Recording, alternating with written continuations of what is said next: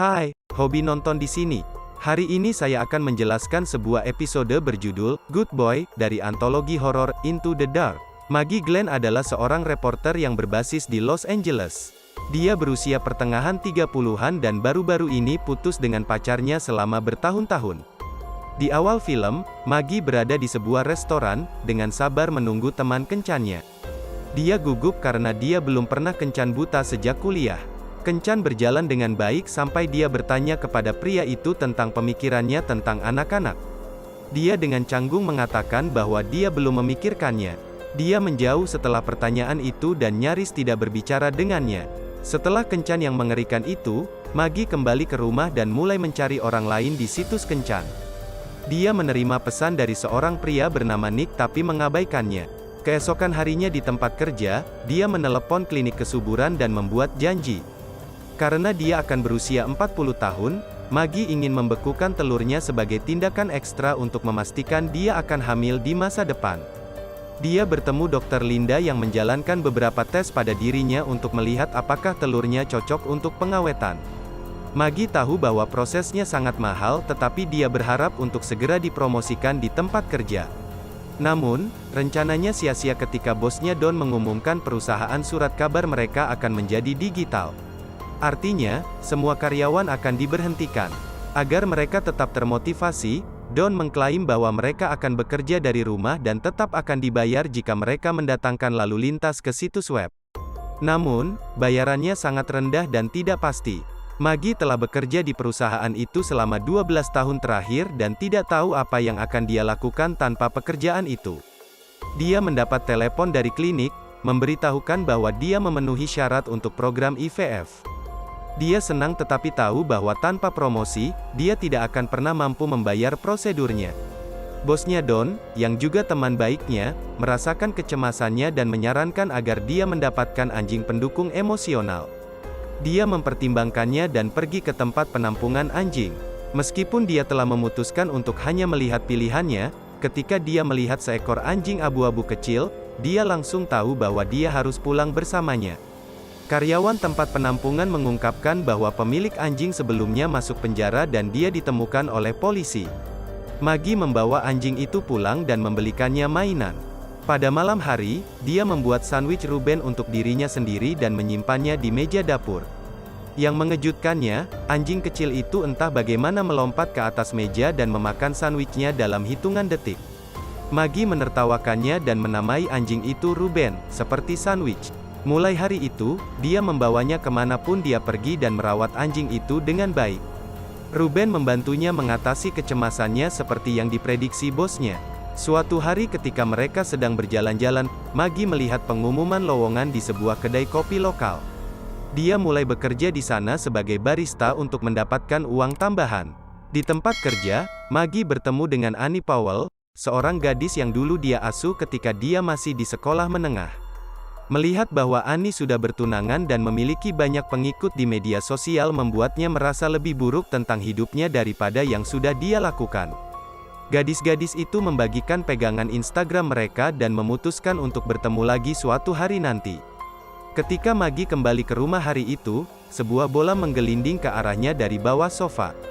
Berpikir bahwa Ruben ingin bermain, dia menggunakan mainan tali untuk membawanya keluar. Ruben dari sisi lain menarik tali begitu keras sehingga dia nyaris tidak bisa mengikutinya. Yang membuatnya ngeri, Ruben juga meninggalkan goresan buruk di pintu depan. Dia pikir dia mungkin merindukannya dan mengabaikan masalah ini. Malam itu sebelum tidur, dia melihat-lihat Instagram Annie sambil mengeluh tentang hidupnya kepada anjing itu.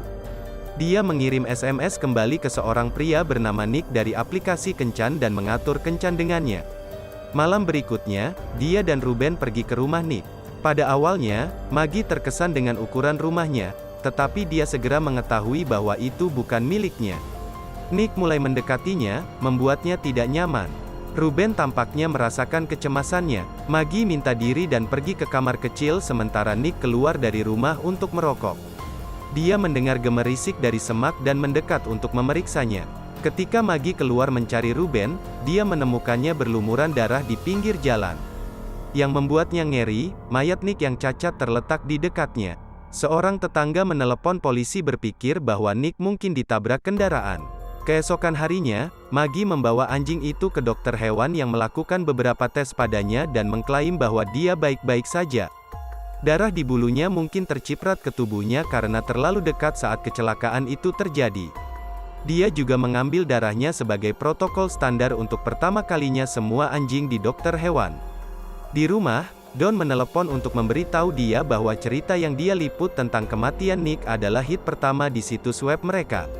Maggie melompat kegirangan ketika dia diberitahu bahwa satu cerita hit lagi akan memastikan dia mendapat bonus. Akhir pekan itu, Annie dan Maggie pergi ke kelas yoga bersama. Semua anjing lain di kelas Meng. Saat kembali ke rumah, Bea melihat Ruben untuk pertama kalinya dan tidak setuju dia berada di rumahnya. Maggie membujuknya untuk membiarkan dia memelihara anjing itu, berjanji untuk menahannya di dalam kandang hampir sepanjang waktu. Ruben merasa bahwa Bea membuat Maggie cemas dan menggonggong padanya. Kemudian, dia memasukkannya ke dalam sangkar untuk pergi bekerja. Beberapa saat kemudian, Bea berada di kamar mandinya ketika Ruben tiba-tiba muncul di sana. Di tempat kerja, Maggie bertemu dengan pelanggan ramah bernama Nate. Dia meninggalkan nomor teleponnya di bagian belakang tanda terima. Saat kembali ke rumah, dia melihat bahwa anjing itu entah bagaimana telah keluar dari kandang dan membuat lubang di jendela. Pada saat yang sama, dia mendapat telepon dari dokter Ruben yang mengatakan hasil tes darahnya tidak normal sehingga mereka ingin mengambil darahnya lagi. Setelah panggilan itu, Maggie memasuki apartemen Bea dan menemukan mayatnya yang dianiaya di bak mandi. Maggie yang ketakutan mencoba menelepon polisi tetapi melihat kotoran anjing di lantai dan jendela yang pecah. Dia menyatukan dua dan menyadari bahwa Ruben telah membunuh Bea. Dia segera mencatat bahwa tidak ada yang akan percaya bahwa anjing kecilnya bisa membunuh. Jika orang mengetahuinya, mereka mungkin akan mencurigainya melakukan pembunuhan. Tetap saja, Maggie tidak marah pada anjingnya. Sebaliknya, dia memeluknya erat-erat dan meyakinkannya bahwa semuanya akan baik-baik saja. Setelah itu, dia membersihkan kekacauan dan membungkus tubuh Bea. Dia mengendarainya ke pedesaan dan menguburnya. Setelah kembali ke rumah, dia membelikan Ruben kandang yang lebih besar untuk memastikan dia tetap di dalam. Dia benar-benar mengabaikan apa yang terjadi dan melanjutkan hidupnya dengan normal. Suatu hari saat berjemur di tepi kolam renang, dia didekati oleh keponakan Bea, Elena yang bertanya tentang bibinya. Maggie dengan tenang mengatakan kepadanya bahwa dia belum melihatnya dalam beberapa hari. Seorang petugas polisi datang untuk menyelidiki hilangnya. Yang mengejutkan Maggie, pria itu adalah Nate, pelanggan yang telah memberinya nomor teleponnya. Malam itu, mereka bertemu untuk kencan di sebuah restoran. Keduanya tampaknya memiliki banyak kesamaan. Maggie juga mengetahui bahwa memiliki anak suatu hari nanti ada dalam daftar keinginan Nate. Mereka menikmati kebersamaan satu sama lain dan memutuskan untuk pergi keluar lagi kapan-kapan. Maggie menulis tentang hilangnya Bea di situs web dan mendapatkan lebih banyak lalu lintas dari sebelumnya. Don mengirim SMS padanya mengatakan dia baru saja mengkonfirmasi bonusnya. Setelah mengetahui hal itu, dia pergi ke klinik kesuburan sekali lagi untuk melanjutkan prosedur IVF. Dia dengan senang hati kembali ke rumah hari itu tetapi segera mengetahui bahwa bonus pekerjaannya hanya $200. Dia pergi ke kantor Don dan mengonfrontasinya tentang bayarannya. Mereka terlibat pertengkaran hebat yang berakhir saat Don memecatnya dari pekerjaannya. Dia membawa barang-barangnya ke mobil bersama dengan Ruben ketika tiba-tiba, anjing itu berlari kembali. Sebelum Maggie bisa menangkapnya, dia melihat Don diserang oleh Ruben melalui jendela. Dia dengan cepat bergegas ke kamar Don dan melihat mayatnya yang berlumuran darah. Alih-alih panik, dia menyebut Ruben anak yang baik. Setelah itu, dia melempar tubuh Don dari gedung untuk membuatnya tampak seperti kasus bunuh diri. Dia dengan tenang membawa Ruben pulang dan membersihkannya. Setelah kematian Don, Maggie dipromosikan ke posisinya di perusahaan. Dia sekarang memiliki pekerjaan yang baik, pacar yang penuh kasih, dan rencana cadangan jika dia tidak dapat memiliki bayi. Malam itu Annie, Nate, dan teman-temannya pergi ke bar untuk merayakan promosi Maggie. Mereka juga membawa Ruben karena Maggie terlalu takut untuk meninggalkannya sendirian.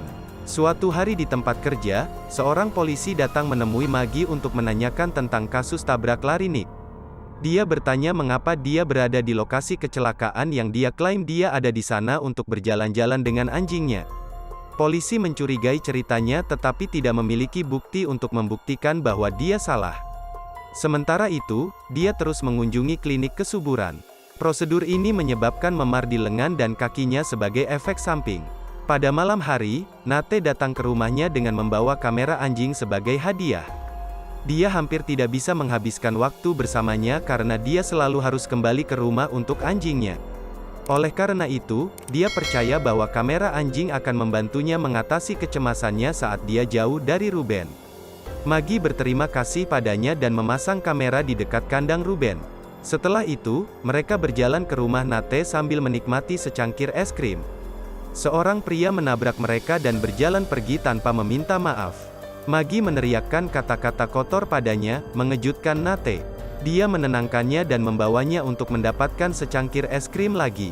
Dalam adegan berikut, mereka berada di tempat tidur Nate tetapi Maggie terlalu khawatir tentang Ruben untuk fokus padanya. Dia memeriksa dia melalui kamera tapi masih belum puas. Saat kembali ke rumah keesokan paginya, dia melihat beberapa polisi menangkap Elena, yang telah tinggal di apartemen Bea. Mereka percaya bahwa dia terlibat dalam hilangnya bibinya. Maggie dengan cepat masuk ke dalam apartemennya untuk melihat Ruben telah menghancurkannya sepenuhnya. Kemudian, dia dan Nate nongkrong di tepi kolam renang membicarakan kasus Bea. Nate resah dengan campur tangan Maggie tentang kasus ini. Dia bertanya padanya tentang memar di tangannya dengan curiga bahwa dia menggunakan narkoba. Maggie memberitahunya tentang prosedur IVF. Dia memiliki penghapusan telur terakhir pada hari berikutnya, jadi Nate menawarkan untuk mengantarnya ke klinik. Selama proses tersebut, Maggie diberikan obat bius yang membuatnya berhalusinasi. Dia memimpikannya dokter yang menghadapinya tentang semua pembunuhan. Dia mencoba untuk membebaskan tetapi tidak bisa karena tangannya terikat ke tempat tidur. Setelah proses itu, Nate mengantarnya pulang karena dia terlalu lemah untuk melakukannya sendiri. Pada malam hari, dia bekerja lembur, jadi Annie datang untuk menemaninya. Dia memberitahu Maggie bahwa suaminya memaksanya untuk mencoba memiliki bayi. Kembali di kantor polisi, atasan Nate memberitahunya tentang sidik jari yang ditemukan di 3 TKP, termasuk di apartemen Bea. Ketika dia mengetahui bahwa TKP Don juga memiliki cetakan yang sama, dia mulai mencurigai Maggie. Dia memanggilnya untuk memberitahunya tentang sidik jarinya. Maggie panik dan meminta Annie untuk memutuskan panggilan telepon. Annie mencoba meyakinkannya bahwa sidik jari itu berarti si pembunuh akan ditemukan lebih cepat. Ruben salah mengira Annie karena membuat Maggie cemas dan menyerangnya. Dia entah bagaimana tumbuh menjadi binatang dan menyeretnya ke sofa. Maggie mencoba yang terbaik untuk menyelamatkan Annie tetapi tidak berhasil. Setelah kematiannya, dia tidak punya cara selain membersihkan rumah dan membuang mayatnya. Dia berkendara ke pedesaan dan mengubur mayatnya. Tidak ingin memelihara anjing itu lagi, dia pergi, meninggalkannya di pinggir jalan. Sementara itu, Nate menelusuri rekaman dari kamera anjing Ruben dan menemukan Maggie menyeret Annie melalui pintu. Ketika Maggie sampai di rumah, dia menghadapkan Maggie tentang pembunuhan dan memborgolnya. Saat itu, Ruben yang berubah menerobos masuk dan menyerang Nate, akhirnya membunuhnya. Beberapa saat kemudian, polisi tiba di rumah dan menangkap Maggie atas pembunuhan tersebut. Di adegan terakhir, kita melihat Ruben lagi di penampungan anjing. Karyawan itu memperkenalkannya kepada seorang pria yang mungkin membawanya pulang. Subscribe untuk lebih banyak video seperti ini, nyalakan notifikasi, dan tinggalkan like untuk membantu channel ini. Terima kasih telah menonton.